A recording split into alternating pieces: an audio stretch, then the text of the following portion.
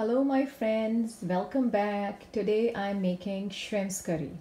Shrimps curry the way I learned from my mother-in-law.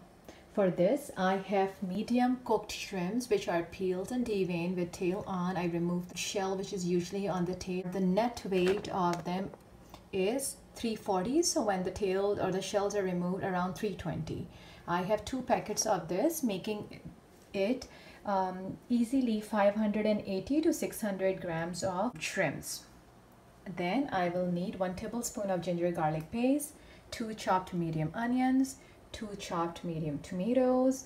I have the cream of coconut which I diluted and make it like a coconut milk, which is around 3/4 cup.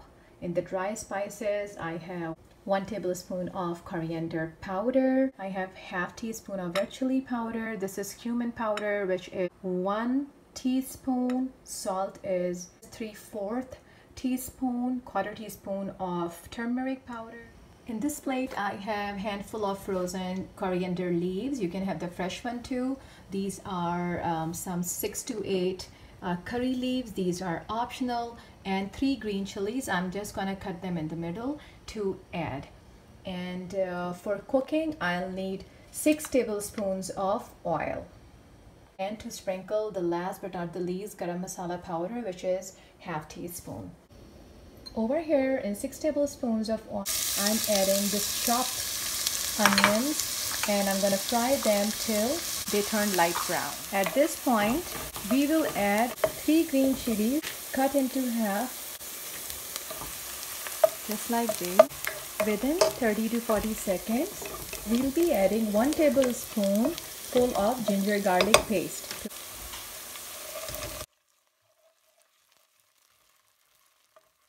Up to now I'm using medium high flame. After cooking the ginger garlic paste with green chilies and the fried onion for 2 minutes on medium flame, I'm going to add the chopped tomatoes.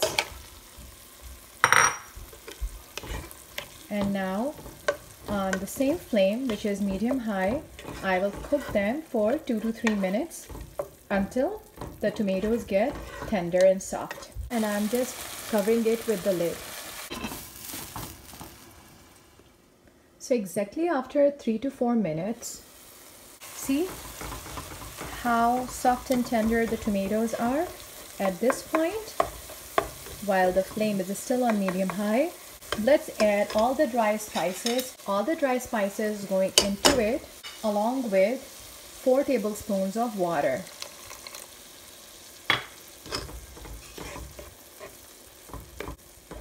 Mix it and let it cook on medium flame for 2 to 3 minutes. At this point, if you have the curry leaves and you like to add them, please do so.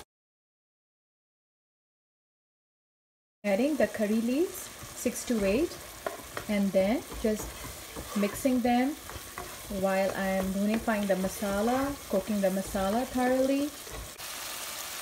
At this point, if you still see this uncooked tomatoes and the onions, it sometimes bothers me, so we have to keep cooking them until they all are cooked and looks like a masala. We have to use the back of the spoon a little bit, and on medium high flame keep cooking it for a few more minutes. If you need to add 1 tablespoon or 2 tablespoons of water so it's not sticking to the bottom of the pan. And make sure that it turns into a nice gravy or masala. If you have raw or uncooked shrimps, add the shrimps at this stage and on medium flame fry them for 3 minutes, and then add the coconut milk. I have the cooked ones, so I am adding coconut milk. I add the coconut milk to the curry, cook it and let it come to a boil. Now as soon as the curry will come to a boil, I'm going to add half a cup of water. Mix it again and let it cook for 1 to 2 minutes. Wait for another boil, and this is the consistency which I want for the gravy. So after adding the water, let it cook for a minute or two until it comes to a boil.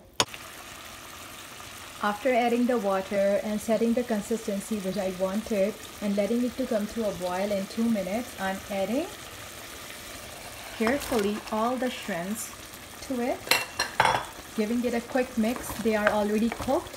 We really don't have to cook them, otherwise the shrimps they get hard and chewy and they just lose their texture and the taste.